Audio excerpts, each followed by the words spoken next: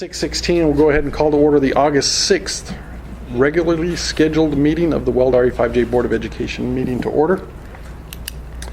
If you would, please take a moment to silence your cell phones, rise and join me in the Pledge of Allegiance. I pledge allegiance to the flag of the United States of America and to the republic for which it stands, one nation, under God, indivisible, with liberty and justice for all. Ms. Diagana, would you please take roll? Monica Johnson. Here. Amanda Proctor is excused. Nate Sassano. Here. Emily Musgrave is excused. Michael West. Here. Dana Chambers. Here. Annabelle Roscoe. Here. We do need to approve the agenda for this evening. I would entertain a motion for that. I'll make a motion to approve the agenda as presented. Second. We have a motion by Director Johnson, a second by Vice President Sassano to approve the agenda as presented. Any discussion? All those in favor? Aye. Aye. We have an agenda. Are there any citizen comments on said agenda? No, sir. All right. Let's go ahead and move into our staff and student celebrations and recognitions. Superintendent Nielsen. Thanks, President Wales and board members. And I'd like to, before I get started, just welcome all 5 of you tonight back. I hope you enjoyed July. We were excited, and Jessica's been running around the office today with a big smile on her face as we start the new year tonight. So welcome back. Tonight we're going to start. We got a couple celebrations. I would say as we worked through the summer this year, we had a big summer for our ag teachers. And pretty exciting. I would just say, as I started my tenure down here, actually just before my tenure, I had a chance to meet a couple of our ag teachers over at the middle school when they were working with our middle school and high school teachers together. And as a middle school principal, I remember thinking, this is pretty cool. But now having been here a couple years and seeing what Jasmine and Brent do for students on a day-to-day, week-to-week, month-to-month basis, it's pretty phenomenal. Tonight we'd like to start by recognizing Ms. Zuninga. Jasmine this summer at the Colorado Vocational Agriculture Teachers Association Summer Conference, or CVATA, was recognized first of all for 5 years of high-level service. So thank you, Jasmine, for 5 years with us. But beyond that, she was recognized as the outstanding early career teacher. So just thinking about what she's up against, they honored her for exceptional work in the classroom, which we get to see, right? We get to see the outcomes for that. Her leadership in FFA, her service to CVATA, including roles as a committee chair, FFA Foundation representative. Her passion and impact continue to make powerful difference in the lives of Roosevelt students for certain, but even beyond, when you see her interact at FFA competitions, she's clearly having an impact with other adults already as well, which is pretty cool. For us, as we think about it, we'd like to thank you, Ms. Zuninga, for modeling resourcefulness, relational leadership that ensures student success. You offer hands-on learning, and clearly the exposure to ag in your classrooms and at Roosevelt is high level, and you have a great, you're very responsible for that happening at Roosevelt. So from the board, from our staff, we'd like to say thank you. We'd love for you to come up and talk a little bit about your award. Sure. Thank you guys so much.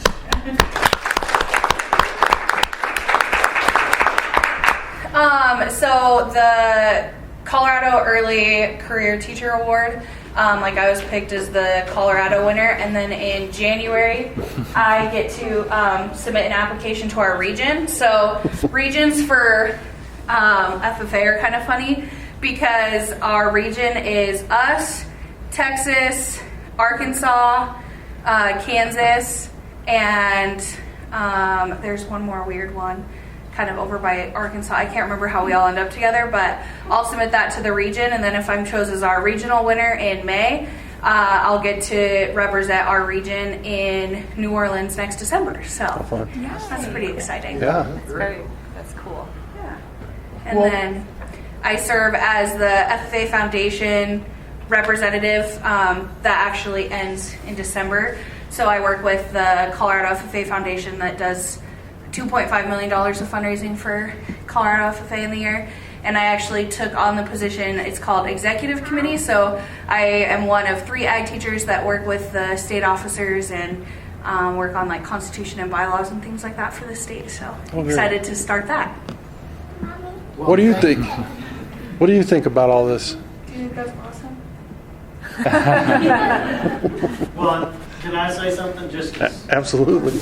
those positions that Jasmine's in are pretty amazing, especially for somebody that's earlier in their career as Jasmine, because those positions are chosen, elected, sometimes nominated for before an election can even happen, and that is done by other ag teachers, lots of senior ag teachers that believe in Jasmine's ability and what she's doing already at this point in her career, which is pretty tremendous. I praise you. And she's definitely one of the most, I guess I would say, high level, certainly the fastest progressing ag teacher in our state in that perspective. And super, super proud of Jasmine, and we're really lucky to have her. No question about it. Thanks, Brent. Yeah. I'd like to invite board members to come around front. Jasmine, we have a coin, and maybe Awesome. congratulations. Thank you. Thank you so much. I think if they want to take a picture. Let's all join. Thank you. Thank you. Come on up here. No, thank you. Congratulations. Thank you. Look, we're going to take a picture. She's going to take her. Okay. Where should I? Right here? Yeah. Do you want to stand or do you want me to hold it?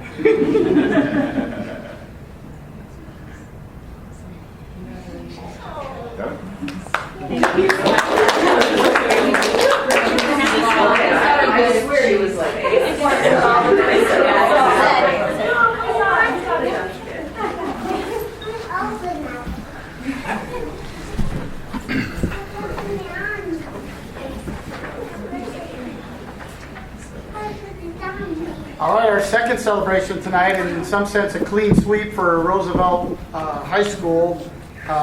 Mr. Brent Hopkins was named the 2025 Colorado John, is it Knab? Is that how you say that? John Knab, Outstanding Ag Teacher. Mr. Hopkins has built one of the most successful and inspiring FFA programs in the state of Colorado, leading students to state and national championships, supporting 27 state FFA degree recipients and 3 American degree recipients since 2020, and shaping the future of countless students along the way. I told him yesterday, I talked to him, I recently got my hair cut in town, and the lady cutting my hair was talking about how Mr. Hopkins had such a huge impact on her 2 daughters, and that was quite a while ago. I think that she remembers. He's the one teacher. She said, "Is he still teaching?" And like he still is. A couple comments people made. Mr. Hopkins believed in me when I didn't believe in myself. Another individual said, "Mr. Hopkins, the reason I became an ag teacher." Thank you, Mr. Hopkins, for modeling innovative and responsible leadership to ensure that students' passions, purpose, and creativity can be seen in what's happening at Roosevelt High School. It is appreciated, and it is a high-level program the 2 of you are running, but you've been running there for a long, long time, and we really appreciate it here in 5J. Come on up.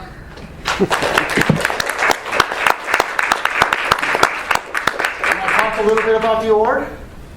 I guess I'd just like to say big thank you to my teaching partner, Jasmine, because you have to be nominated for this award. And it was a total surprise to me when it happened at state convention, because I was just sitting there in the session, and they came and got us and asked us to come backstage, and actually told us it was for some question they had about one of our students. And then when we get up on stage, you find out you're Surprise. getting this award, and that was super, super cool. And they had the video there of some of my former students and stuff. So nice, and just appreciate Jasmine and the community for supporting that and nominating me for the award. And it was totally unexpected and a ton of fun, and something I really, really appreciate. And it's been a lot of fun, and it's still a lot of fun, and I enjoy what I do. And it's a great district to work for, and And it's well deserved. When the students say the things they say, that makes you feel like it's all worthwhile. So there you go.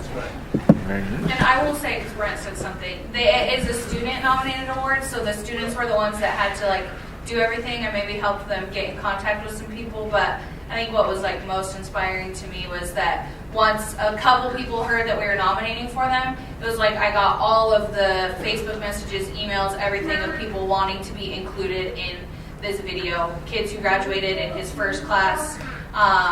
First full class of FFA 20 plus years ago, and people like very recent students. So that was like so cool that they all wanted to be a part of it. It is really cool. The impact is priceless. It really is. Do we have a copy of that video? I said, do we have a copy of that video that we can put on the? It's online. Is it? Yep. Congratulations. Thank you. Thank you. Thank you. Good job. Take a So picture. lucky to have you. Whether you like it or not.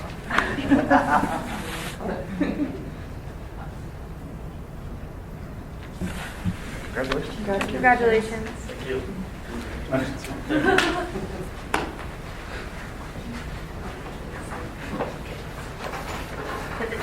Now, I'll just add to all this, when I started on the DAC,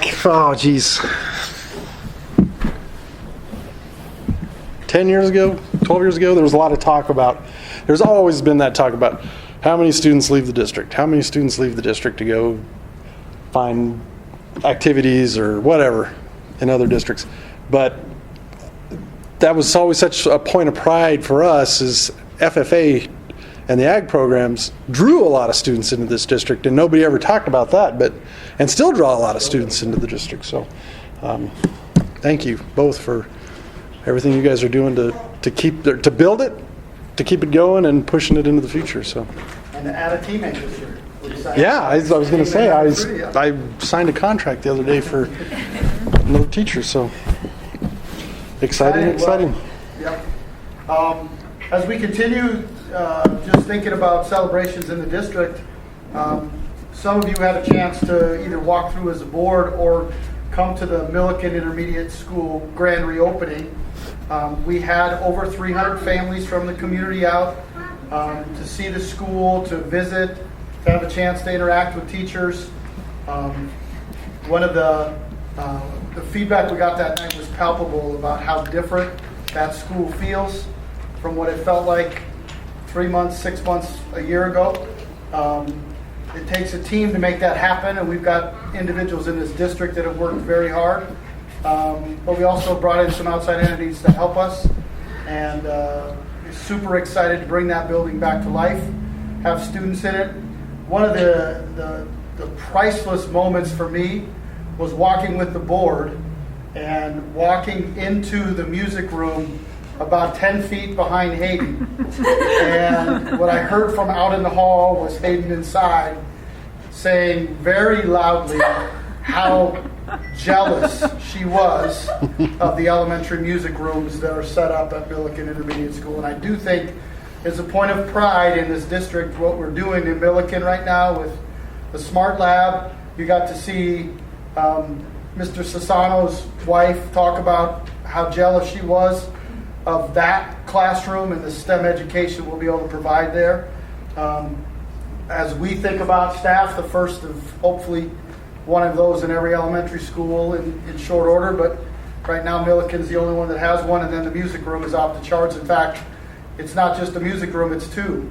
And so we think about our elementary schools, it's the only elementary school right now with two music rooms where they can keep the stuff set up. And so we're excited about bringing that building back and the opportunities for students. If you're interested, if you're watching and you want to go check it out, Milliken Intermediate School website is a great place to go see, and we can't wait to have students run around in there and go to class starting next Monday. A week ago, I guess it wasn't quite a week, last Thursday, Friday, we welcomed about 50 educators to the district. And it was, the red carpet celebration was awesome, as it always is. But sitting and paying attention as all the staff we're bringing in, as they introduced themselves, It was incredible both where they're coming from. They're coming from far and wide, but they're bringing a tremendous amount of experience. And one of the testaments for me is who you're getting to come teach special education, because often special education can be new people all the time. And the amount of special ed experience that was in that circle that morning blew me away. I think I said something to Tammy, and I just couldn't believe the talent and experience we had that wanted to come teach from the other side of the mountains to south, from out of state, that they want to be here in 5J. So that was exciting. They had a great couple of days, and our feedback coming out of that was this is a great feel and a good place to be. So a good launch for us there. Last Saturday, several individuals, but I would say Allie Ham kind of spearheads our launch, and you may remember it last year was the first time we did it in response to some questions that we were getting from some families. And last year our launch was year one, and we probably had as many staff members from the district there as we had community members. This year in year two, a little more pronounced. We changed how we marketed it a little bit. We had it inside. That seemed to be very positive. We had over 150 families attend. We had athletic, how come I can't find the word? Sports physicals. We had a line for over 2 hours.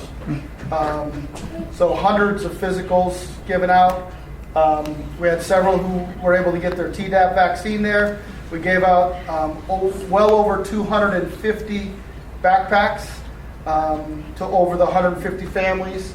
Allie wasn't able to say exactly how much clothing was I want to say exchanged, but it wasn't. It's a place people can come get clothing, and we had a busload full going over, and we had about a third of a busload coming back. So that's pretty exciting. We fed a bunch of people that day, and the feedback we had from all of the community members that participated was they want to participate again next year. So very, very successful event this year.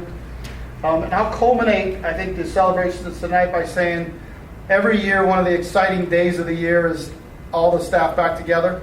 Now for me, that's the third time I've been able to do it. And yesterday in the Performing Arts Center at Roosevelt High School, we had a great kickoff. We changed things up a little bit and celebrated years of experience with all of our staff, both in the district, but also celebrating the years of experience people have in and out of the district. That was received very well by our staff. They talked a lot about how that felt. But then we had our principals and leaders celebrate all entities of the district.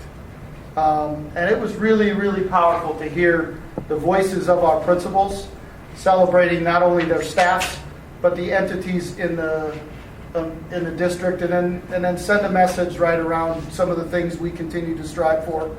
Students that feel like they belong in 5J, but also that it's a place that people can pursue passions. Which again, tonight we got to celebrate 2 teachers that do that in spades. But in reality, this district is offering an opportunity for students to chase after their passions. We're going to hear about a group later on that gets a chance to go after an area they love as well.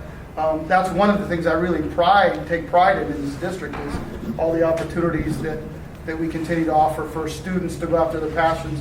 In reality, I think if we talk to both our teachers, they're pursuing their passion and sharing their passion with students, which is pretty cool. Like when you get to see the teachers are doing the same thing. So a great day kicking it off yesterday, and a testament to principals and leadership positions in this district for what they did to celebrate the entire district. And then the last thing I'll say is we'll be out. Any of you interested in joining us for Beef and Bean Day this week? The parade on Saturday, and then this year we'll have a booth again, but we also are going to have our exchange trailer out. It's going to be staffed by some students that'll be sitting amongst the food trucks over at PRPR. So we're excited about Beef and Bean Day, which is one of those last events that happens before students come back, and we get to bring this district back to life. So that's probably enough for me, President Wales. Okay, any questions? Other celebrations that we're missing? I just wanted to highlight some experiences that I had over the summer. I went to 2 different camps on behalf of the band. One was the UNC Masonic High School Masonic Band Camp, which was ran by the Masons of Greeley. And I was not the only student that went. We had 2 other juniors go. And I just thought it was really cool that I feel like we all took different opportunities to showcase our skills, and that's really cool coming from like a smaller band, because we were stepping up into leadership positions, and we all had solos at one point or another in songs at our concerts, and it was really cool to see the Roosevelt kids really take hold of the experience and kind of showcase what it's like here. The other camp I went to was a drum major camp. I went with my co-drum major, Julian. And it was also, we also came and took hold of that. That one was down at Sea Boulder, which was really cool. And Julian got several accolades, and so did my team. So it was really cool to, again, like go and showcase like what Roosevelt looks like as a band, because we're not that well known. But just in general, representing our school is great. And then I did also go to the town council meeting last night, and I was able to speak to a couple council members, including the mayor.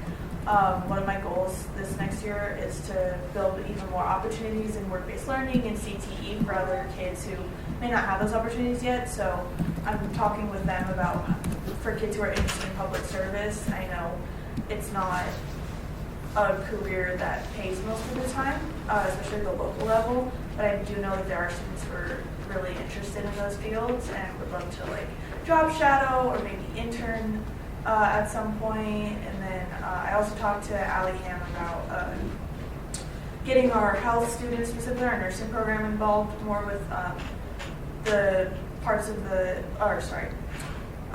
like when they were giving out vaccines and physicals. I thought that would be a great opportunity next year for those students to get experience there. So just looking more to explore, expand those opportunities. That's kind of been my goal for the past couple weeks.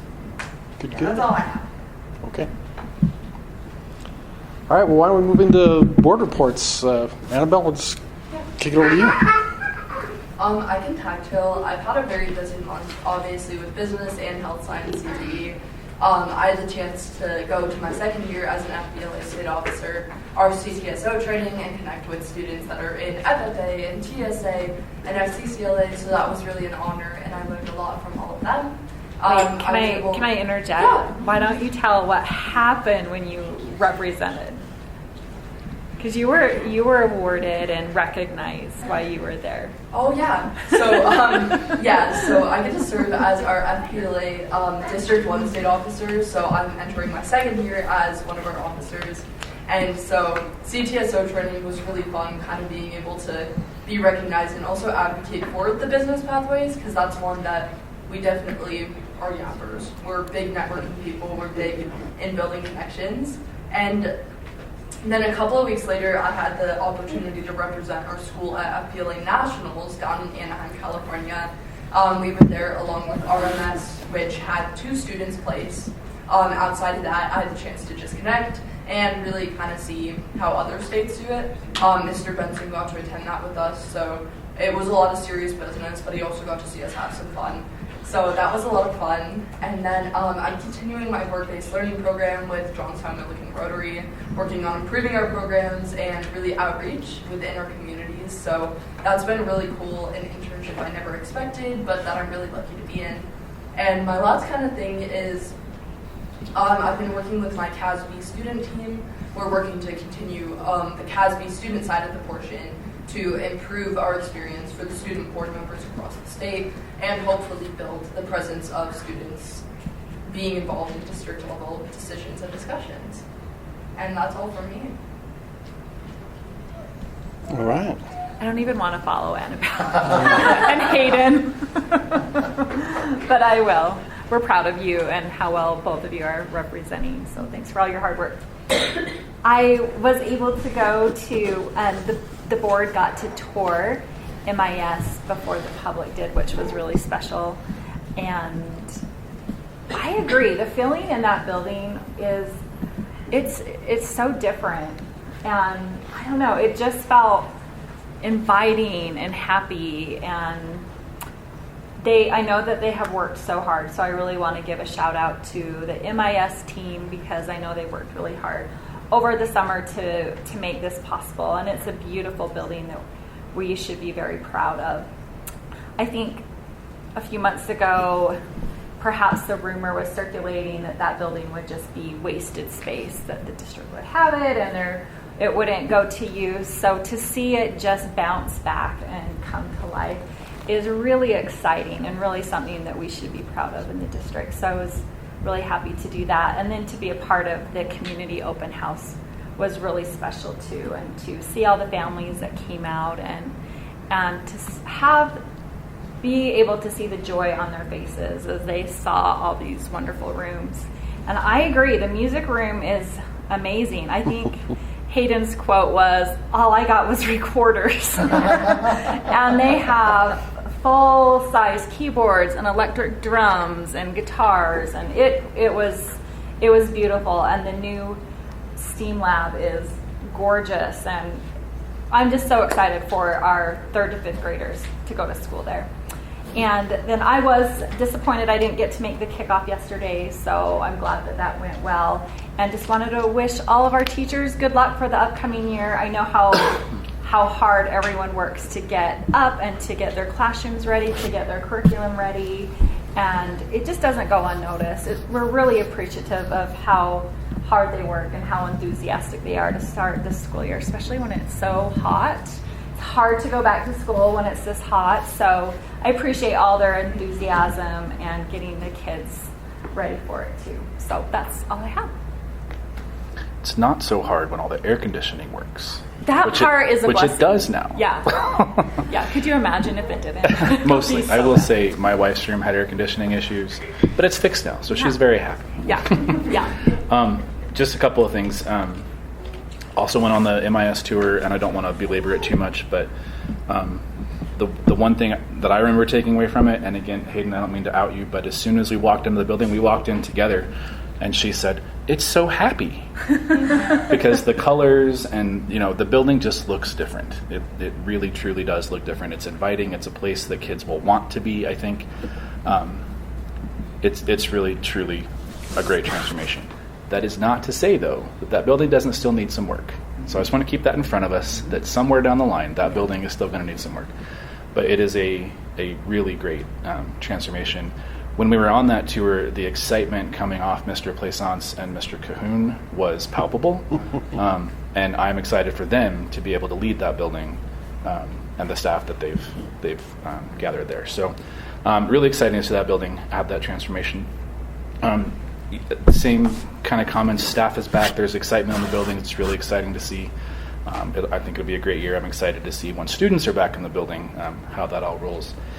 The art launch, we weren't able to attend the art launch, but I did see some pictures, and that common space at RMS I think was more full than it's ever been, even with students in that building. So that was exciting, and I heard lots of good things about the art launch and how that went. So kudos. I know Allie Ham did most of the work to organize and arrange that, so kudos to her for getting that put together. And then the last thing I'll comment on real quick is we have a roundabout. It's not technically open yet, but it's ready. I walked out there. We were painting our daughter's parking spot to look, and it is ready to go. So it'll be ready on Monday. It looks great. It is much larger than I thought it would be.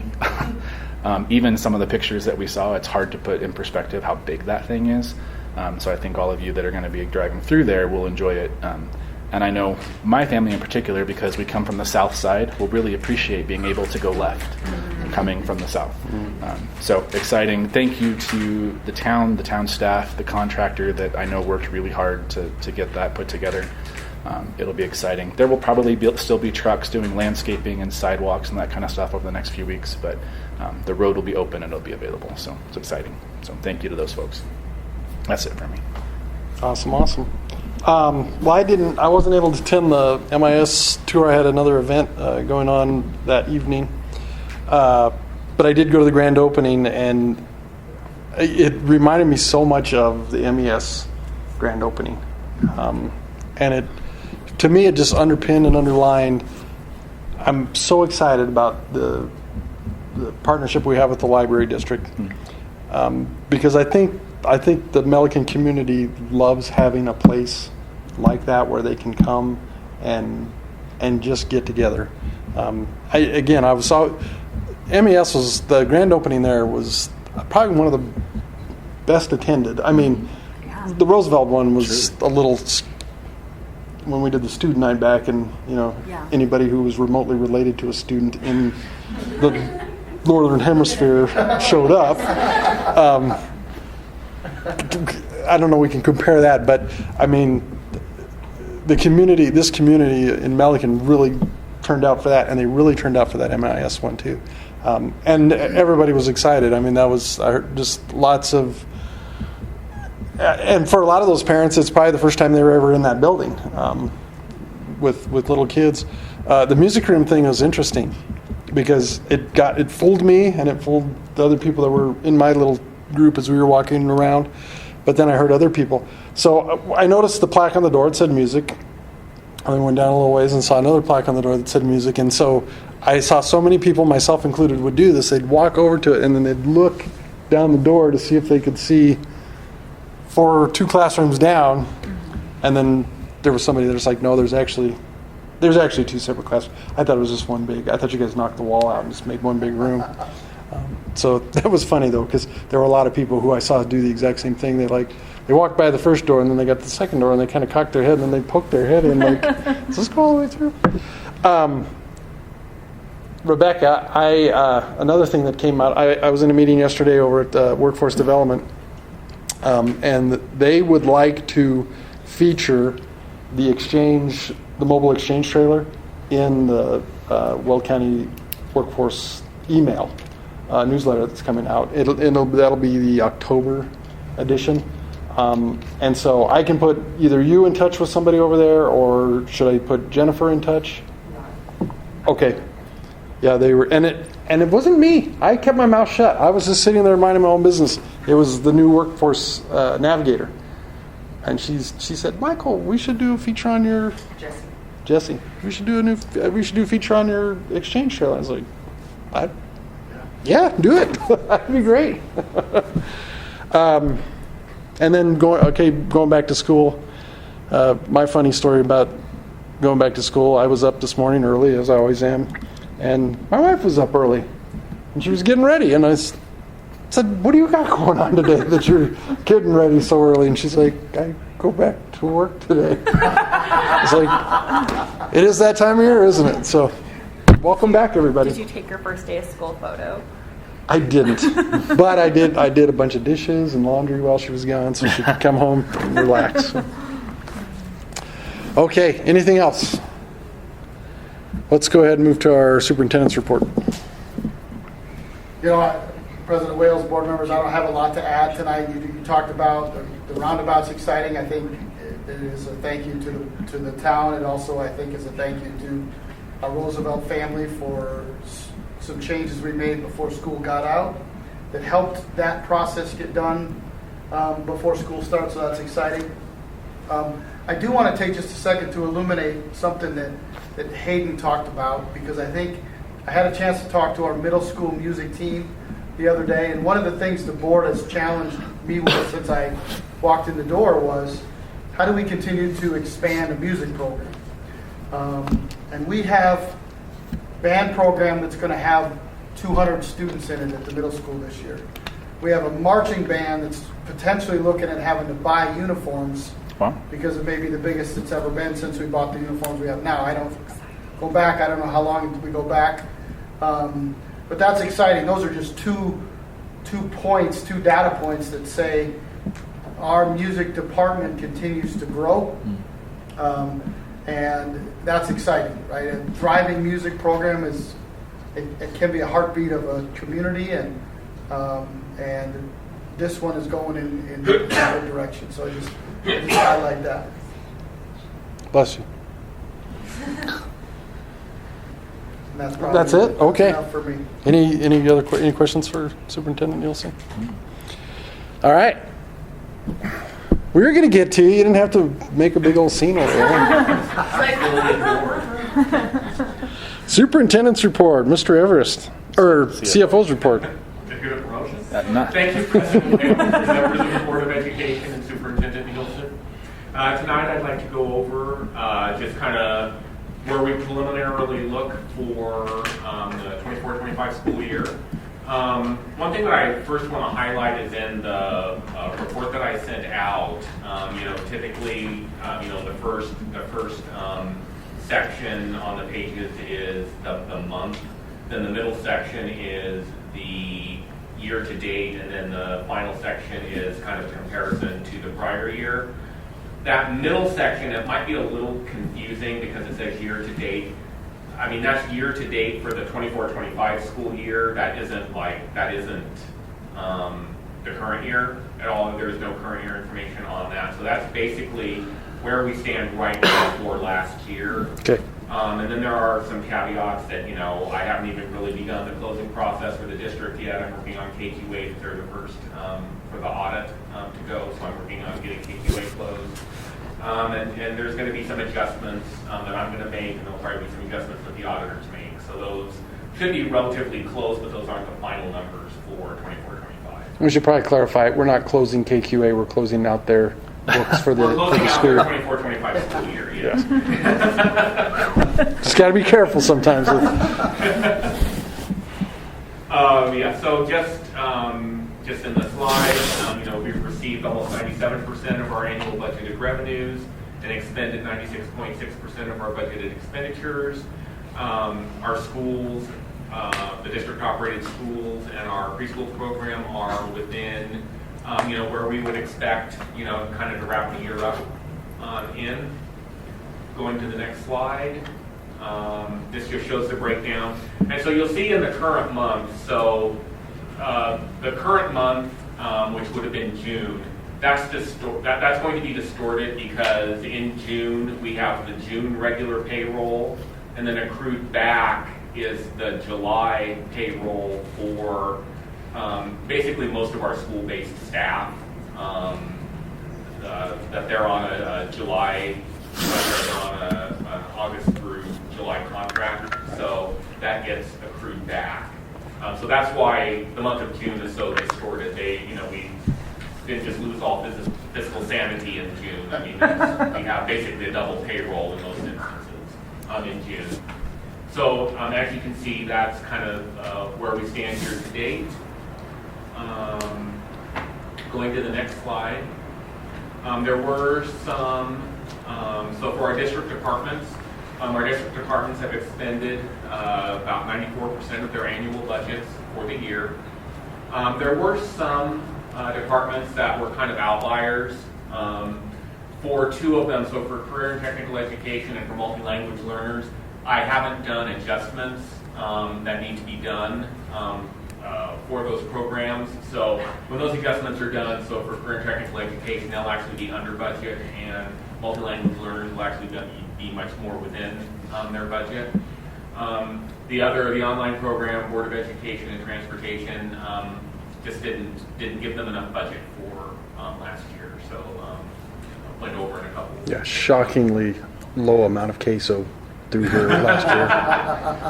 Well, more queso, more money. More money, more queso.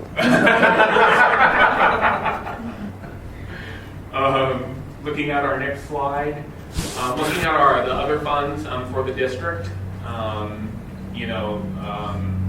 so you can see on the year to date, all of our other funds are within their budgets for the year, and most of them are well within their budgets for the year. And then looking at our preliminary student count updates, I'm disappointed Director Proctor isn't here tonight. She's going to be sad, yeah. I'm sure she'll look over the report. Just a couple notes before we look at the individual schools. These numbers are extremely preliminary.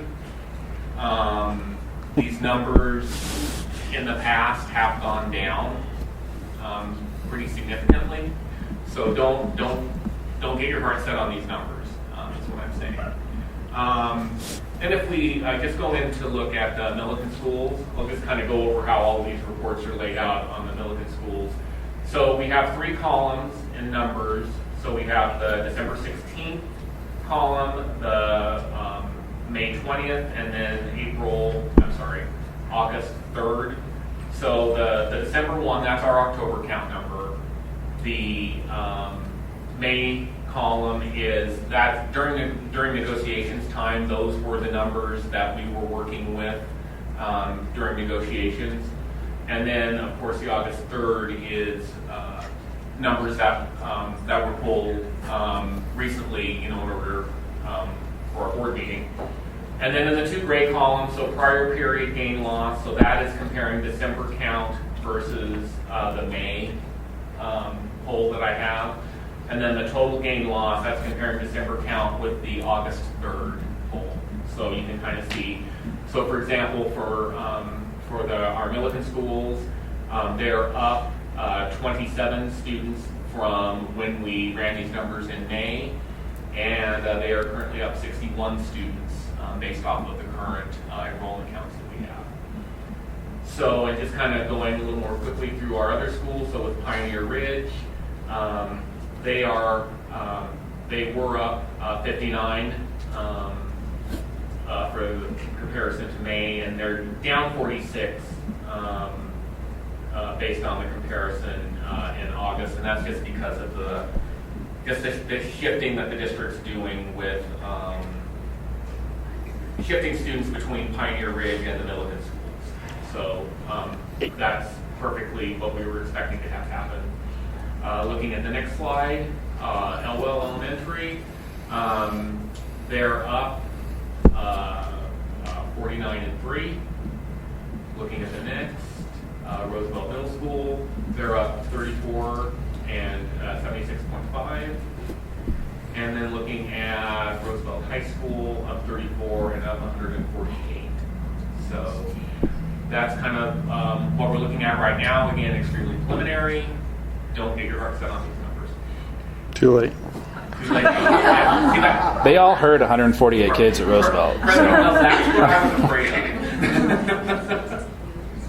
I would just say to board members, this is something that we've asked Michael to share with our board this meeting every month. So monthly we'll see it. Michael and I have talked about there is always a crescendo, to use a musical term, and they will back off on some. Right now we know who's enrolling, but what we don't know is who's enrolling in other districts that they're going to unenroll with us. That typically hits a high school harder than the other schools, but we'll have some impact on that. And so being up whatever we are currently, I can't remember, Michael, what we were up in the total, but it was 234 or 240 or something. Total wise, we're up. Oops, I don't have it. Oh, actually, 242. So likely it'll be less than that, but we're also in a position where we're likely going to see some added students between now and the start of school, and then you'll start to exchange students with other districts, and they'll start to come off. But we just want to be transparent with you around what that looks like. So I have a couple of questions. Do you want to do the last part before I ask those questions? Up to you. I can do it. I'll ask them now before I forget. I've already forgotten. So Pioneer Ridge is down 46 kids, and Elwell is up 3, which is less than Elwell being up only 3 is less than I would expect.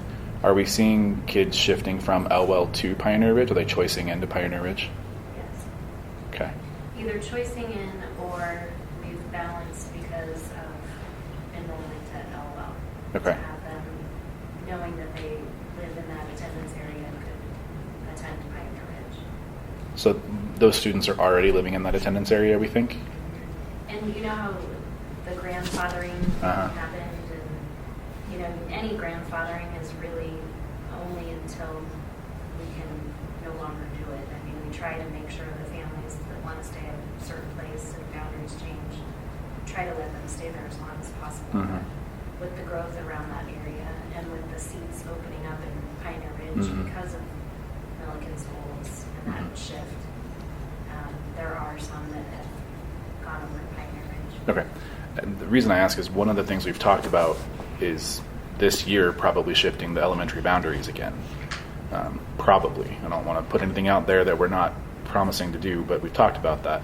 If students are already choicing into Pioneer Ridge from the LL boundaries, maybe that helps us kind of decide where those new boundaries should be. So just something for us to be looking at as the DAC, I assume, and the long range planning group look at those boundaries for next year. So, okay. I just had a question too, Michael. Do we know, I know it's preliminary, but do we kind of have an idea of people that are new to the district versus people that are coming from other districts? I don't have I don't have a sense of that at this point. That's definitely something in future reports that I can ask Mrs. Rodriguez for. Just kind of that kind of outside of our district enrollment in. I can definitely do that for you. We do have some anecdotal in-district data that Civica is down quite a lot. One of the things that we've had a conversation with Civica is that their largest class was 8th graders last year. I think it was 43. Right now their 9th grade is under 20. And a lot of those students are Roosevelt High School students. So they've made a decision. That's a typical response from a different kind of school. Comprehensive high school is a big pull. Whether you're talking about athletics or activities or comprehensive programming that a high school has, it's hard for a small school to compete with that. So that's a big shift. That's 20. And I think Ms. Calvillo at the middle school would say she's had quite a bit of energy from KQA this year at all 3 grade levels, but particularly in 6th grade. In our 6th grade class, you can see is rather large at the middle school. So I think she's also had a decent move at 8th grade too, which is also, I think 8th grade there might be 281 or 283, or it's big. So, and KQA right now is under 390, so they're short, and Civica is looking at what were they last year? 410 is their max. So, and They're always right around. my other 2 years they've been close, between 400 and 410. And Civica, I think, talked initially, when we talked as a board, I think they were looking at 165, and they're maybe closer to 135 or under 140. So there's some, right? That doesn't explain all of it, but that's at least some anecdotal we've heard from our in-district schools. I don't know how easy that is to report on when you do this, but the shifting between especially our charters and RMS and RHS would be interesting to kind of keep a tab on over the next few months. I'm just really curious too, with all the rapid growth and building in our community, what that looks like for our students overall, what it looks like for each individual school. Because I think all of us agreed last November, maybe the November before that growth would be one of our greatest strengths, but also one of our biggest challenges. So I'm just really curious how the rapid building in this community is affecting our school district numbers too. So keep an eye for sure. The other question I had, Michael, we budgeted for, was it about 75 kid increase this year, student increase? And so I know it's preliminary and I know it will change, but we're looking at 240 or so right now? That's currently what we have enrolled. Okay. My heart's just so set on it now. I can't even think outside of that. Just thinking about where we're going to spend that money. That's right. I don't think that'll be a problem. Actually, what I'm thinking about is some of the things that we gave up last year to get to our staff increases and curriculum. Yeah, those kind of things. So I'm just interested in keeping a tab on that. And then additionally, I hate to be bring the party down, but no, you don't. With the with the current state budget, with the passage at the federal level of the tax changes, that currently directly impacts Colorado, because basically Colorado mirrors the federal tax system, and they're looking at between $1 billion and $1.2 billion additional shortfall in the budget that a special session is being called to address. I don't have any idea what would happen with education with that, but that is definitely something It's not going to come out smelling rosy, I can tell you that. that we need to keep an eye on. We'd rather be in the position we're in, Yes. if that's the case, Yep. than the alternative and be shrinking. So I would also just say, as you think about how we spent it, given the way the contract is written, we already have hired three additional teachers with each of the elementary schools. And so they're in the pot, they're in the mix. So that's over and above that using 75 students that we talked about in negotiations. And I think when Michael and I talk, it's those three teachers is probably an additional 21 or 22 students that the three teachers, if you were to think about the money coming in and money spent. So just as we think about it, that was money that went out the door for that. So, or is going to get great educators to help our students. It's the right thing to do, but it is money that we spent that we did talk about in May. The other thing I'm thinking about, and really it's just trending, but so far since we opened Roosevelt High School, we've added about 100 kids a year. Yeah. If that trend continues, we need to think real quickly about what we're going to do. So my curiosity is, can we figure out why that trend is?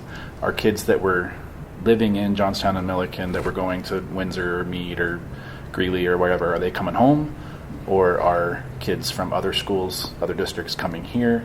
And I don't know how we figure that out, but if we can kind of get a sense of, are we drawing from places that are going to be building schools soon, like in St. Vrain, they're going to be building a new school in the next couple of years, right? Yeah, they. So are we the new shiny thing people want right now, and we're gonna hit the top of that trend soon, or is this trend going to continue for the foreseeable future, and we need to start thinking about what we're going to do at Roosevelt in particular? So just thoughts spinning in my head that the long range planning task force probably need to consider, and we need to give some thought to probably in a work session sooner rather than later. Yeah. So. Before you move on, I have two questions on the enrollment piece. Well, my first question is, explain the prior period again to me. So the prior period, so that's the comparison between the October count, the December, and the May. Okay.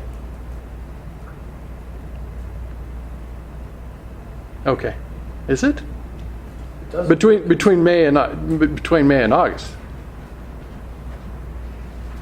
right? I mean, I'm not real good at math, but I think 20 is the difference Actually, between. yes, I'm sorry. Okay. I'm sorry, between May and August.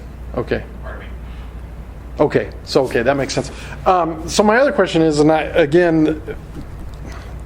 this is kind of the same thing that Vice President Sassano was talking about and Director Johnson was talking about, is maybe doing like a deeper dive on some of the demographics that are going on.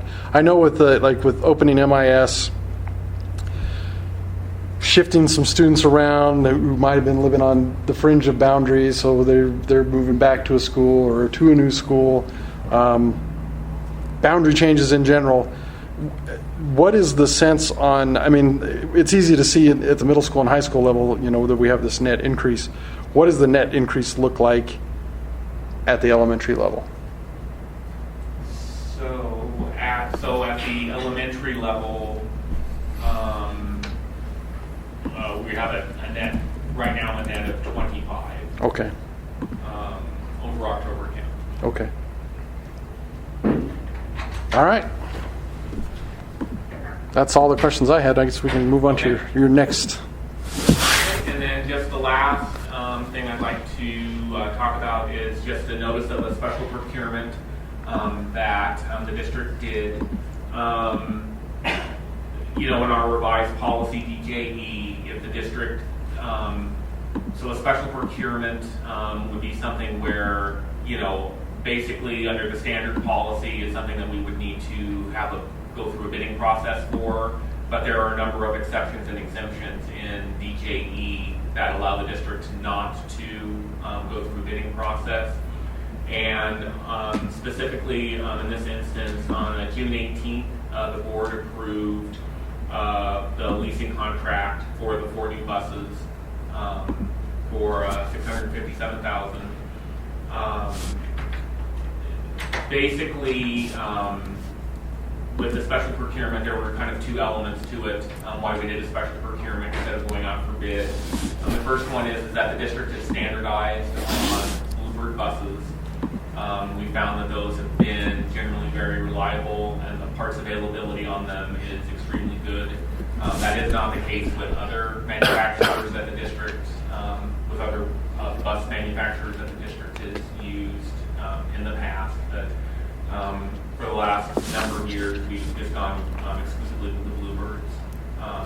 With that, with the standardization of Bluebirds, there's one Bluebird dealer in Colorado, in Denver. The next closest one's in it's outside of Grand Island, Nebraska. The kind of the issue with buying buses from suppliers outside of Colorado is that Colorado has very stringent bus safety rules that other states don't have. So vendors in other states, so for example, with the Bluebird dealer in Nebraska, they really won't talk to Colorado districts just because they don't know what the regulations are. I mean, they don't really understand how to be able to provide us with buses that meet our requirements. So they really don't talk to Colorado districts. So we're kind of, if we want to go with Bluebird, we're really kind of locked into one supplier. With that. So that was the reason for the special procurement. Bless you. This concludes my presentation, and I can answer any other questions. Any questions? All right. We can move on to our consent. Thank you, by the way. Move on to our consent agenda. Our adopted rules of parliamentary procedure provide for a consent agenda listing several items for approval of the board by a single motion. Most of the items listed under the consent agenda have gone through board review and recommendation. Documentation concerning these items has been provided to all board members and the public in advance to assure an extensive and thorough review. Any item can be removed from the consent agenda at the request of any board member. Otherwise, I would entertain a motion. I'll move to approve the consent agenda as presented. I'll second. We have a motion by Vice President Sassano, a second by Director Johnson to approve the consent agenda as presented. Any further discussion? Hearing none. All those in favor? Aye. Opposed? All right. We'll move into our special business. Our first item is Roosevelt Palms. Are they here? Patiently waiting. President Wales, board members, I'd like to welcome Ms. Brittany Coleman, to come up and talk a little bit about the possible trip to nationals for our Palms team. They would love your permission to travel to Florida. Yeah, I'm actually going to send out some of my seniors. If that's Perfect, okay. that's awesome. About it. You bet. And if you guys have any additional questions. Sorry, we have.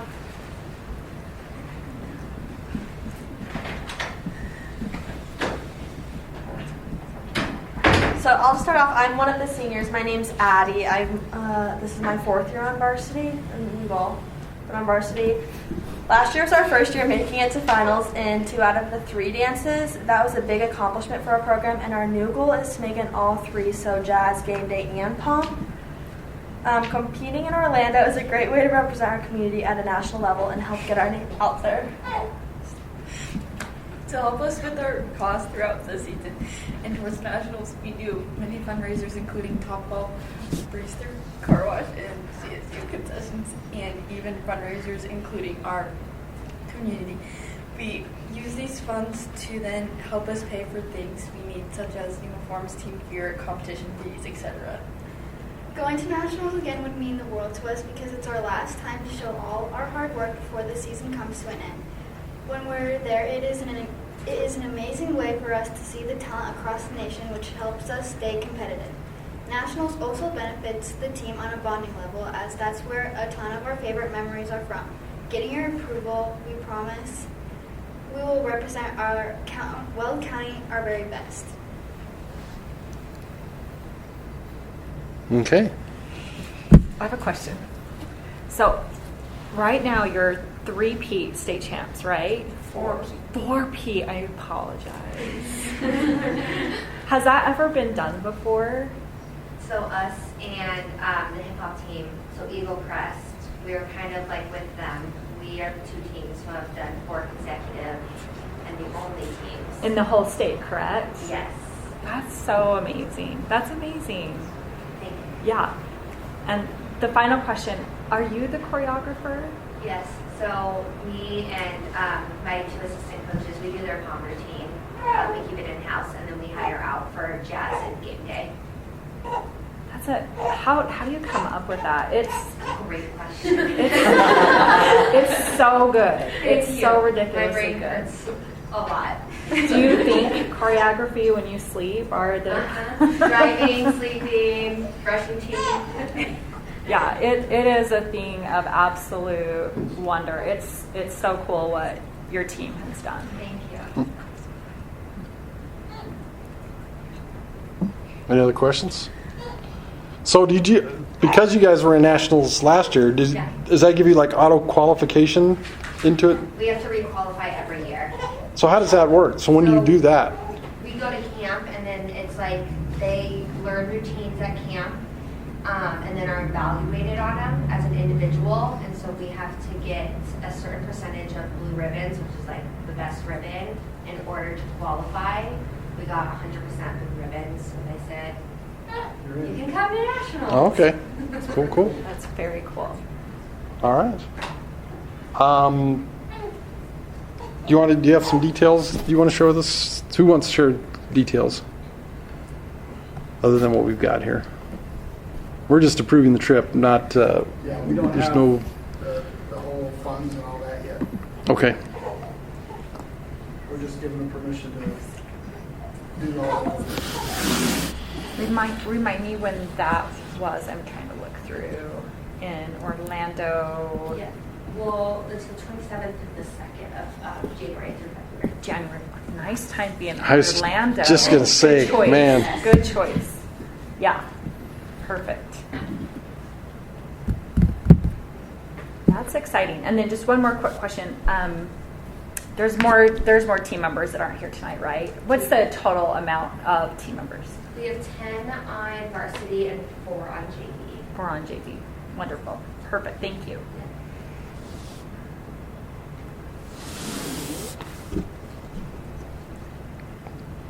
Well, I would love and be so excited to make a motion to approve the Roosevelt Palms National Trip request. Second. A motion by Director Johnson, a second by Vice President Sassano to approve the Roosevelt Palms National Trip request. Any further discussion? Thank you. Yeah. Ms. Diagana. Mike Johnson, Enthusiastic, yes. Nate Sassano, Yes. Mike Holder. Y-E, yes. You can use that if you want to use it in one of your routines. In my back pocket. Yeah. Work that in. Yeah. I saw the relief come off you a little bit, like, oh, man. Really have to think of something new, and there it is. One last move I got to think about. Thank you, riders. Thank you so much. Yeah, you don't have to say. Hard to leave at this point. I have a feeling you're going to beat that other school this year. I have that feeling, so that our numbers will just be a little bit higher. Thank you. I'll move on to our next item, which is the consideration of an intergovernmental agreement with Larimer County and Weld County for the 2025 coordinated election.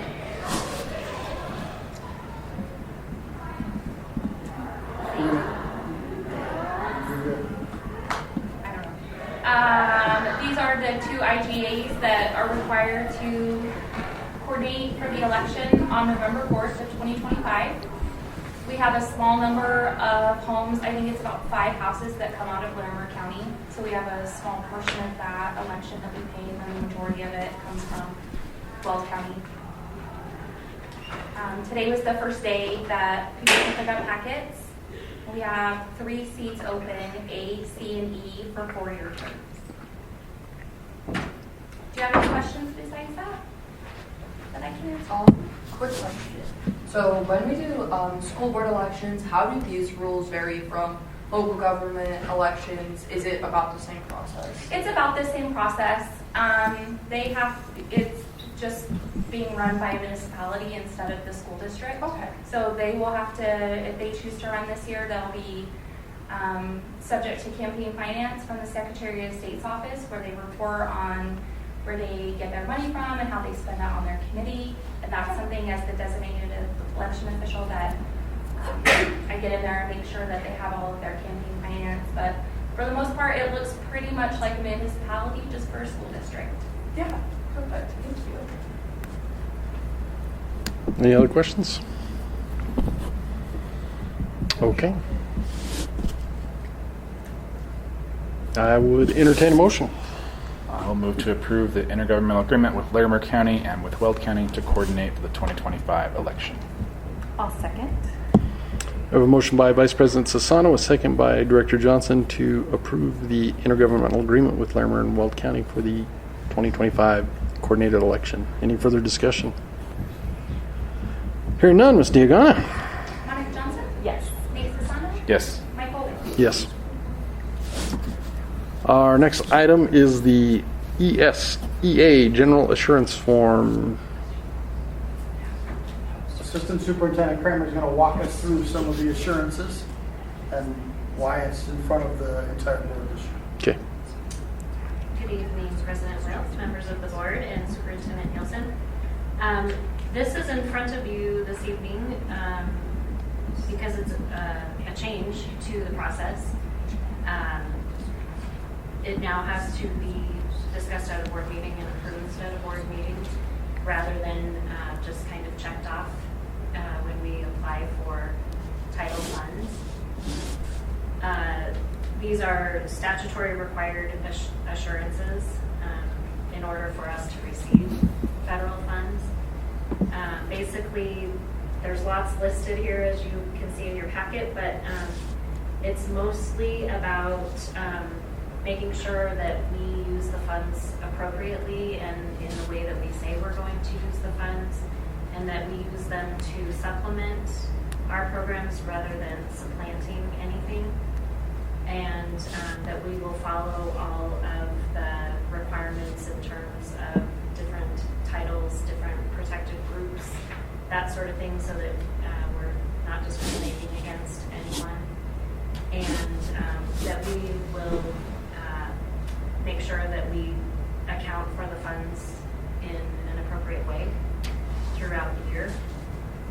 And it appears that this replaces the form that we previously signed, and so it appears that this will be the new process, at least this year, and I assume moving forward, but I have no idea. So if you have any questions, I'd be happy to answer them. Any questions? Just to help me understand it better, so this is issued through Colorado Department of Education, but those funds are coming from the federal level, not from the state level. Yeah, great question. So they come from the federal level to the state, and then the state disperses them accordingly. And we currently have been allotted our Title I funds, and Title I funds are used for supplementing at Milliken schools. It was Milliken Elementary, now it will be Milliken Elementary and Milliken Intermediate, and helps us. We use it for different things each year, but again, it's to supplement what we provide, and it's based on the level of free and reduced students who qualify for free and reduced lunch, and so that number is elevated in those schools, and that's why we receive these funds to help those schools. There's other title funds that have been withheld, Title 3, 4, and 5, or 2, 3, and 4, excuse me, and those funds have recently been released to the state, but they haven't been allocated to the district yet. So we haven't done anything with those yet this year. But we were told that those are coming soon. So. But we have to have this approved in order to receive the funds that have already been allocated. Is the form any different this year than it has been in the past? Is this, because in previous years, I assume you probably signed it, and we didn't have to discuss it. Is it different? It is different in the fact that there are many more bullet points than previously. However, it just feels like it's a little more detailed, and it's the same assurances that we've been asked to agree to. Okay. I'm just trying to figure out where it's coming from. Me so, too. Yeah. And I know you don't know. I Yeah. suspect I know where it's coming from, but it's just extra paperwork. So. Does it create more reporting on individual school district sides? Not necessarily. We will be reporting the same as always. We'll keep track of the funds, make sure that we're spending the money as we said we were going to, and it says in here that we're required to keep this on hand in case anyone were to come and ask to see it, and then we would really just continue the way we always have been, because we do follow the assurances and the requirements that we are asked to follow. So will they email me, or do you have one that I was? Thank God, because Fabulous one has one for you. okay, because in the past they're really good about what they do is they send it and then they have like a system that like pings you every day. I'm not kidding, every day.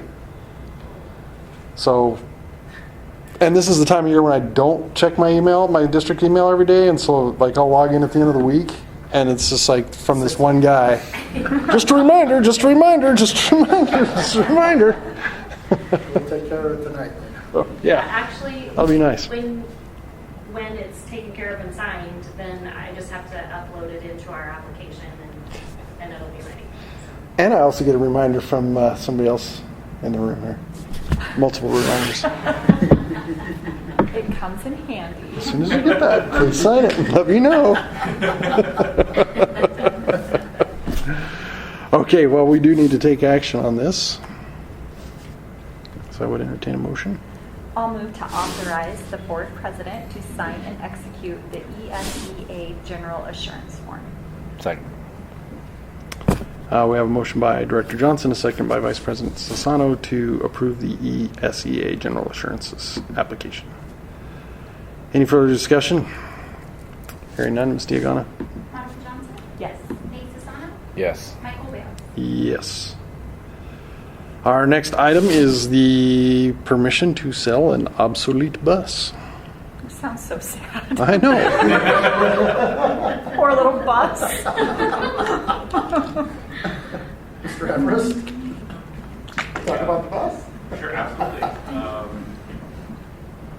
So this is a request from Mr. Long to be able to sell another bus. So you'll probably remember later, kind of late in the season last year, there were several buses that he identified to sell, which the board approved. Then after the board did that, they were doing inspections of all their buses, and they discovered this bus, and I don't think we have the number on it. But it was discovered that this bus had some significant rust problems, like in the stairs for the bus, and minimum of $4,000 to fix that. This is an older bus. It's probably one that Mr. Long would have wanted to sell in the near future anyway, so it was decided to just go ahead and ask permission to sell this bus as well.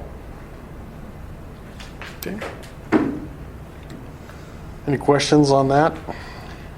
I'm curious, and I don't know who would know the answer to this. What is the typical lifespan of a bus? Anybody have any idea? I'll ask JJ next time I see him. I'm just because this is 20 plus years old. I did so. ask. So the old transportation director from Poudre, I sent him a note 6 months ago when we were talking about the bus plan, and he was 12 to 15 years. Okay. Is what the cycle should be. So we're past that with this one anyway. We're past that with this one, and most places get beyond that because as long as they're running still, but 12 to 15 is what he told us. Okay. I think, we're closer to 20. It kind of depends on the bus. Yeah. If we've had good luck, with a particular bus, we'll hang on to it longer. But if it's been a problem, then, we get rid of it sooner. So. Yeah, but this one is 21, right? Mm-hmm. So, Mm-hmm. And I'm sure too where the bus is actually being used, where Yeah. like in Poudre, there's probably a lot of like stop and go. I remember when I was on the fire department, we were talking to these guys, and we said, firefighters got to be pretty hard on fire trucks, right? And the guy's like, no, actually, he was from a chassis company. He's like, actually, trash truck drivers. I was like, really? And he's like, well, yeah, because they're always stopping and going, taking off, stopping. So I suppose in a more metro or urban environment, buses probably wear a little quicker because of that too. Hard on those transmissions. And okay, any other questions? I just say I agree with the sale because that bus is older than both Annabelle. Then again, my car's older than me, but there's a lot to repair. So. Maybe it will go to like a good little summer camp home or a little church camp home and just live out its retirement years and happiness. I feel like you told your kids that the dog went to the farm. To roam in the fields. Mr. Everest, weird question. What percentage of our buses currently are equipped with like ADA disability standards? Because that's one thing that I know a couple of the people in our community have been just kind of wondering about, and if that will be consistent. So I'm sorry, equipped with what? ADA, like wheelchair lifts, all of that kind of stuff. So we currently have 2 wheelchair buses. Okay. We have the one that has kind of daily use, and then we have an older one, that was the daily use one, but now it's kind of been put out to pasture, unless we have a problem with the Church camp. Just as a spare. We always okay. Any other questions? Sure. Okay. I'll move to approve the sale of the 2004 International Bus as presented. Second. Motion by Director Johnson, a second by Vice President Sassano to sell the bus. Did you almost say Director Proctor? I did. I don't. You're used to sitting by a man. I don't know why. Yeah. Yeah. Misty Agana. Monica Johnson? Yes. Nate Sassano? Yes. Michael Weld? Yes. And our final item of special business is the approval of the attendance policies and the student handbooks. So, President Wales, board members, you may remember probably 6 weeks ago, I think one of the June meetings, we talked about the updates to the handbook, but one of the things our building administrators were still working through was some tweaks to the language in attendance. So Assistant Superintendent Kramer is going to talk through briefly some of the tweaks and why we're looking to change. Really, it's verbiage. Good evening again, President Wales, members of the board, and Superintendent Nielsen. Really, this is trying to, first of all, avoid inconsistencies across schools with how we deal with attendance and calling parents and that sort of thing. It's also geared towards making it more positive so that we can avoid negative conversations, especially when a family might be having trouble getting their kid to school, and it doesn't help if the school is calling and then not trying to understand what the situation is. So we just have, Allie Ham has worked a lot on this. She is the one that does a lot with our truancy work, and so really it's switching to absent with communication, which means we have been contacted by the family. We know why the student is missing school, and we put that into our attendance report, and then absent without communication. So absent without communication means that they didn't call, we didn't receive notification that the student was going to be missing school. They will still get contacted by the school, but rather than making them feel uncomfortable or, like I said, having a negative interaction, it can just be coded as absent without communication. The part that is about, chronic absences and truancy and all of that, that's not changing. Nothing about that is changing. It's really just about our communication, and then really about working with families rather than making them feel uncomfortable or even more uncomfortable because of their situation. So that's the switch that we're looking for. And this would be for all of our schools, this language. One of the things that as Allie was leading the conversation with principals that was powerful to listen to was, think about if I'm a parent and I call my student and I excuse them, the perception parents have is that everything's fine. And the reality is, from the school's perspective, well, that may be true, maybe not true. Some parents are excusing their kids a lot, and they're falling behind in school. So for us, that's what we need to pay attention to, and that was where the principals were working with Allie is, we need to pay more attention to how students are doing rather than were they excused or not excused. So for us, it's paying more attention to that and trying not to say to parents, in the past it was like there were 10 excused days, and after that, no, we're not going to excuse it anymore, and then you end up in this power struggle with parents. Well, I can't excuse my kid. Now we're simply saying, thanks for calling. We appreciate it. We want to try to understand what's going on. But ultimately, we want to pay attention to all of our students. And some students that are missing school but doing well probably are lower on the emergency, we got to do something, than the students that are struggling academically for whatever reason. And that was powerful to listen to the principals wrestle with that and try to come to some way to do that and try without changing or overhauling how we're responding, but simply giving us different language when we're talking to families. And hopefully that change will encourage families to reach out, and if there's problems getting their child to school, how can we help? How can we partner to help with that rather than having it be adversarial? And it's still 10 or more full days in a school year is truancy.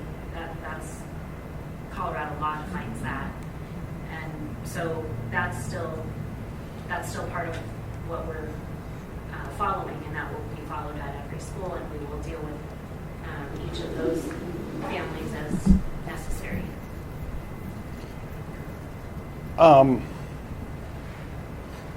I was just thinking, I was kind of thinking to myself here, and maybe this might contribute to the problem more than help it, but I was just seeing this, the going through Infinite Campus to do an absent request that way, or to report an absence. Do a lot of people use that? Is that, again, go back to the numbers that we have, the student count. I mean, if somebody calls that phone number, that's a number here? Is that right? Oh, that will be for each school. I'll update that. Oh, I see. That's why you have it highlighted. Okay. Yeah, that's highlighted, so it'll be for each school. I mean, that's getting kind of brutal on those folks too, right? No, that's usually how it happens. Usually people call the school to report absences, especially if they know ahead of time something, that their family is going to be gone or whatever. Right. And then a lot of times they call that morning to say their child is sick or whatever. And if we don't get contacted, then we will contact, our schools contact the families. I was just, and I can't believe I'm actually going to say this because I hate them, but I was going to suggest a QR code on a magnet or something that I know it'd be a quick turn to do it for like a back to school night, but for people to take advantage of the Infinite Campus piece. Yeah, I don't really know how many do it through Infinite Campus. I mean, I would be surprised that it's not many. And again, it's hard for me to say this, sitting in the seat I'm sitting in. I struggle with Infinite Campus. It's always hard for me to log in to find stuff. I have to go to like the main Infinite Campus corporate site and then follow links. Like it is a hassle, and so. But I'm wondering if that's not a better way of reporting. But that kind of goes to, like I say, that might exasperate the issue that. Then there's not the communication. Right. I think what we talked about with principals was, as we make a shift, let's pay attention to how it feels. Right? Yeah. What are we seeing? One of the things we celebrated yesterday with all of our staff is our overall attendance as a district improved again last year, and at the secondary schools, they both improved dramatically. And I think we talked about it as a board, that when we moved to the new middle school, our attendance got much better and stayed much better. So that was an interesting change. But our high school improved last year too. There was a large improvement in attendance at the high school. So continuing to focus on it, pay attention, and see what's the data telling us as we get to the end of the year, both in terms of how the conversations feel, but also what are we seeing in terms of students' attendance and outcomes. Yeah, I'm wondering about our internal process for handling the communication. So if, as a parent, you guys know one of our daughters has some pretty complicated medical stuff. She misses several days a year, sometimes for doctor's appointments and all kinds of stuff. But she's one of the kids that does pretty well, so it's not really an issue. But Colorado law is 10 absences, and we get contacted, right? So I'm trying to think back. It was 2 or 3 years ago. We got a letter when she got to like 8 absences, I think. Like, you're almost there. Right. Like, don't be absent anymore, and if you are, it's going to be a problem. But all of hers were excused with doctor's notes and all that kind of stuff. So I guess my question is, if in those situations where, some students are going to get to that 10 absences, but they're going to be excused by parents or by a doctor or whatever, is it still the same process that I'm going to get a letter or a contact when she gets to 6 or 8 absences versus not getting any contact until we get to that 10 absence? I'll have to ask about that. I know that, like, in this information that you have in your packet, medical will be coded as a medical absence. And every family situation is a little bit different. Like you're sharing about your daughter, it's a little different than someone just is always saying, sure, my kid's sick and they're not coming to school, when actually they are feeling fine and they could go to school, but they just don't feel like it or whatever. So Allie does a really nice job of contacting families and working with them to try to get the kids back in school. And also just we're working to try to just get kids connected and keep them connected and engaged so that we can avoid some of these truant situations or chronic absenteeism situations where kids are just not connected and don't want to come. It's a growth process, though, because what you're talking about, the way the language is written at the state is very stick, carrot and stick method, right? It's very punitive. Yep. And so if you think about language and what the principals, and really led by Allie, to think about being able to contact you and say, hey, we've noticed that your daughter's missed school. We just want to make sure we're meeting her needs, right? And then if we're having that conversation with someone that might be struggling, we're worried about your son or daughter because they're struggling at school. How can we help? And all of a sudden we're pulling the family in instead of, if you don't get to school, we're going to send you to court. And then you have this adversarial relationship. And when Allie took over, that's what she felt. That's what we had, was this adversarial relationship with 25 families in the district that we weren't seeing benefit from that stick. And that's research would say the same, right? Is the stick method doesn't work. Sure. So how do we get to a place where you're feeling differently about it? Well, and like I said, what I'm hearing you guys say right now is, in our situation, we're going to get a call from Malia that says you're at 10 absences, but we understand there's been some medical stuff. We just have to contact you, and she's doing fine and all that stuff, right? That's fine. What I'm wondering is, should we in this document say, at, I don't know, whatever the numbers are, at 5 absences, you're going to get a contact from Malia that says, or from someone at the school that says, we're paying attention. Is there anything we can help with? What's going on? Because some of that adversarial relationship is because when it was, you got to 10 absences and all of a sudden it was sending you to truancy court, right? Yeah, Like, we had that parent show up to a meeting, and he was upset with his child for sure, but he did say man, I wish I had known a little sooner that this was. I guess what I'm wondering is, can we set expectations in this document that again, I don't know what the numbers are, but 5 absences, 8 absences, we're getting contact. You can expect to get a contact from someone from the district that says, we're paying attention. Can we help? So that they have an expectation that this contact is friendly, is helpful. We're trying to engage you in getting your student back to school, or at least understanding there's some medical issues, or there's extended vacations because someone extended family member passed away or something like that. I don't know. I just wonder if we can soften it a little bit in this document to say, here's the process. Yeah, and I definitely think that's great, and we'll talk to Allie more about that in the principles. It's also what you guys were just talking about. If there's that balance between the expectations of having kids at school, and here's what happens at these certain numbers at 10 and beyond, and then also being able to understand what the family is dealing with and how we can work with them. Mm-hmm. So we're trying to find that balance in between there somewhere. Mm-hmm. So I think that's a really good. Yeah, just some expectations and a laid out process, right? Yeah. We're gonna contact you at, I don't know what the numbers are, whatever the staff is comfortable with, just to check in and see where we're at. And then at 10, you're gonna get a letter from whoever it comes from. That I don't know. I guess one of the things I'd ask, right, is for us thinking about where we are with school, is improving where we are now, and then we're going through shifts. This is going to be a new practice for us. Yeah.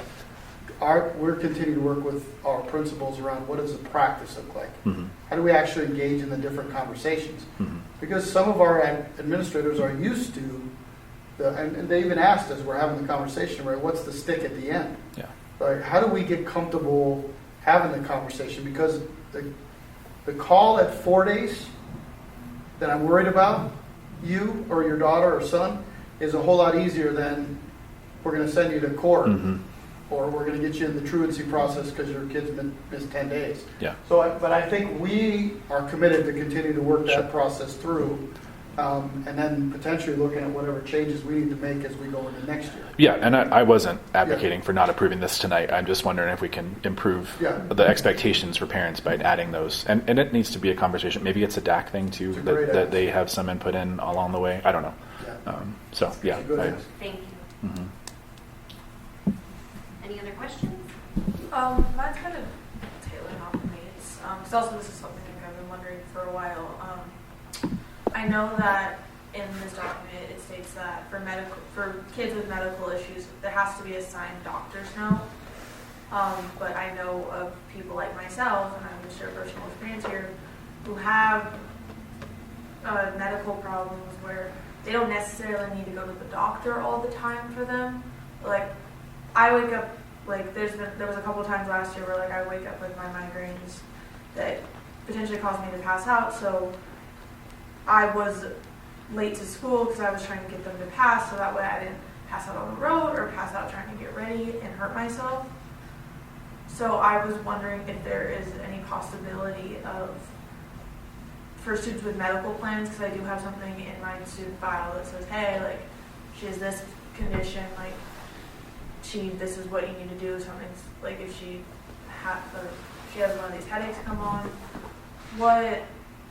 Is there a certain process that kids can go through if necessarily they don't need to see a doctor, but they are late or miss a class in the morning or any other time because of that? Absolutely. That's a great question. We actually changed the wording in here. So It doesn't have to be a doctor.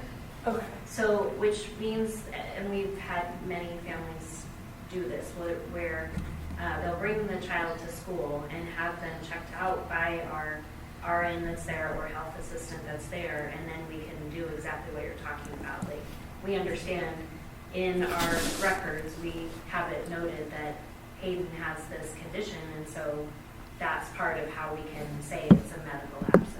Okay. So yeah, great question.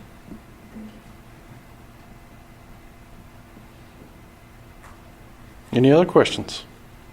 Just tailballing. I'd say the biggest thing definitely that needed to happen, like Tammy was saying, was that language change. It's situational. It's one of those things that Allie Ham has been working really, really hard at because I've been mixed up a little bit of every world. So in general, I think that language change and that policy change is really going to be beneficial for students and staff members. Thank you. Okay.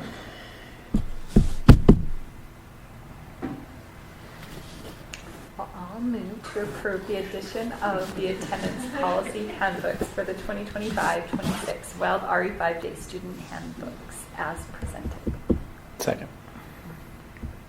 There's a motion by Director Johnson. A second by Vice President Sassano to approve the attendance policy and handbooks. Any further discussion? Just to say that I would like to see us work on that, adding some kind of expectations in the policy over this year. So. Got it. Thank you. Any more? Hearing none. Stigana? Monica Johnson? Yes. Nate Sassano? Yes. Michael Wales? Yes. Oh, we do not have any new business. I'm assuming we don't have any citizen comments on general topics. Casper wants to make a comment. Casper wants to make a comment. Oh. Sorry, did I remember? Oh, okay. So Casper wants to make a comment. Oh. I thought you said you wanted to. I was like, Oh, no. all right. In our closing items, any other items? Mr. Everest, there was a question I did mean to ask when we were talking about the student count that I have concreted into my cardiovascular system. Does that take into account online students across all those ranges? Do those counts include online? Yes. Okay. Yeah, online students are counted. And what are we seeing that staying steady or an increase, a decrease? I would have to ask about in the reports I see, it doesn't break out online students. I know that we're capped at a certain 100 online students. We have an online program, right? It's an online school, an online program that's restricted to up to 100 students. So, I could definitely find out for you. It's staying steady. Yeah, maybe in a work session too. Maybe we talk a little bit about that because I know we have some students that are doing like a hybrid program too, where they're doing some in person, some online. Yep. So it'd be kind of interesting to see how all that works. So. Do we remember how many we had last year? Online? Yeah. It was close to 100. I was going to say it was in the 90s. Space, yeah. Okay. I want to say 94. That for whatever reason that number sticks in my head. And like you said, President Wills, there's some mixed with in-person and online, depending on individual situation. Right. But it is something for us to think about as we continue to think about growth, because those different kind of programs offer us space when, Yeah. so. No, and flexibility. I mean, they Yep. in programming. I do have one question. Okay. I can ask. Not about numbers. Well, kind of about numbers, actually. I thought about on the way over here, I would have prepped you all for this, but I think it's been almost 2 years ago now, we went and met with the town of Meade. And we still have not heard anything about that IGA? So I have recently been in contact with the planning director with Meade. They are currently in the process of, St. Vrain is currently in the process of updating their IGA for cash and lieu with Meade. So they kind of want to take us together. I mean, we have a very small part of Meade. Right. And right there now. is a Meade development plan. It's just like that little strip, on the map. I'm sure you probably remember. There's some strategic thinking we need to do and what our approach is with that, though, I think. So. Yeah. Well, and it's supposed to be like 200 homes by the time it's all done down there. In our district, there's more than that in Meade, or in St. Vrain.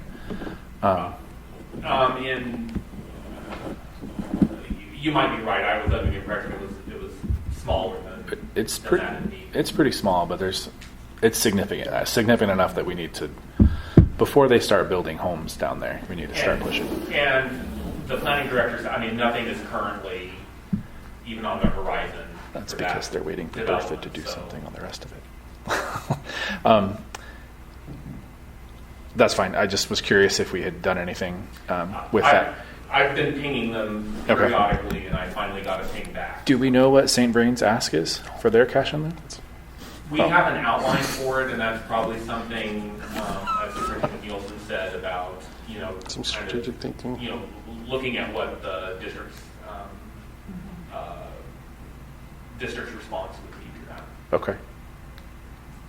I'll hush now. Thank you. Yeah, outside of an executive session, we probably shouldn't talk about any more of this. Other than that there's a communication that's taking place. Okay. Can I ask one question? Let me know if it's appropriate or not, because I'm not sure. I just had questions from members in my district about just a lot of our neighboring districts have later start times for their high schools. And someone said if we could explain why we haven't adopted that later start time for our secondary schools. I didn't have a great answer. Well, I think there's districts that have gone to later starts and moved back. One of the things that if we were to go down that road, we'd have to consider, particularly for our high school students, you think about a 9 o'clock start time, which is one that was talked about a while by several districts around us a few years ago. Those students go to school until 4 or a little after. Your athletic activities start at the same time. So the amount of class time that athletes are missing goes up substantially. Every time they're missing class, it goes up by 90 minutes. And so there's pros and cons. I would tell you my own daughter who starts school at 9 o'clock loves the 9 o'clock start time, hates getting done at 4 o'clock. So there is pros and cons. This community is has such a big percentage of students participating in athletics. It will be a challenge if we decide to take a look at that, right? The work from a community that goes into trying to understand how to switch start and end times is challenging. And I would say right now our neighbor to the north is getting beat up pretty good because of some changes they're making in their start times just for this upcoming year. And I think their start times really has moved elementary very early and getting done very early, like 2:15 or something like that. I don't. So elementary getting done that early with secondary kids that are going to school until later has a lot of ramifications. So there's a lot to start and end time conversation. I would say since I've been here, it has not been something that has been brought up a lot for me, where in other communities it's, there's a lot of people that are carrying the drum around, but there's positives to starting at 9 o'clock for older students, right? There just is, right? Your younger students tend to be awake earlier. Your older students the body tends to go to sleep or turn off later and get up later. And so there's positive and there's some research around it, but I think it's a long conversation if we decide we want to go down that road as a district, because I think it will fracture people if that's the direction we want to go. I think not so much as the direction we want to go, just an explanation of why there's so many of our neighboring school districts that are on that time. I don't know if I'm an advocate. I like that the older kids are out before the younger kids. And I know that there's a lot of science too, so it's definitely a deeper subject, but just so that people that want to tune into the exciting school board session that we had tonight can hear the explanation of why some schools choose to do that and others don't. But you're right, it warrants a longer discussion, and there's so many factors that have to go into that decision. We do start our high school at 7:30. That's an early start time for high school students. It just is. The upside to that is they get done early. They're able to support families when they need to in this community, and they're able to do the other things they do. Is that right or wrong? It's hard to say, right? You're going to find people in our community that are thinking both ways on that. And it was stark for us. I would say in Pooter, that was one of the things I got to lead, was the community engagement around changing high school start time to 9 o'clock. And up there, that was a push the board had. We want to start at 9 o'clock, go out and listen to people and tell us what they think. And the aftermath of that happened to be walking into COVID. And so you saw the negatives of students missing, more because prior to that you had enough bus drivers that they could leave school. You could have transportation to sporting events that happened or coincided with the end of school. With shortages of bus drivers, you end up leaving before, so your bus drivers can get back to run a route, and all of a sudden you got kids leaving school at noon to go to a sporting event so the bus driver can get back to run a route, and now they're missing noon until 4 rather than noon until 2:30. Yep. So that's just one example that we saw up there, and now they've switched back. Their start time is not as dramatic as it was, and I don't know exactly what. I just know they made changes to move it backwards. Yeah, thank you. I know that that's a really big question for a short time, but I thought it was my duty to just inquire. That's a good question. All right. Anything else? Okay, we'll go ahead and adjourn at 8:03. Thank you, everybody, and welcome back. Annabelle and Hayden, how do you feel about starting at 9 o'clock?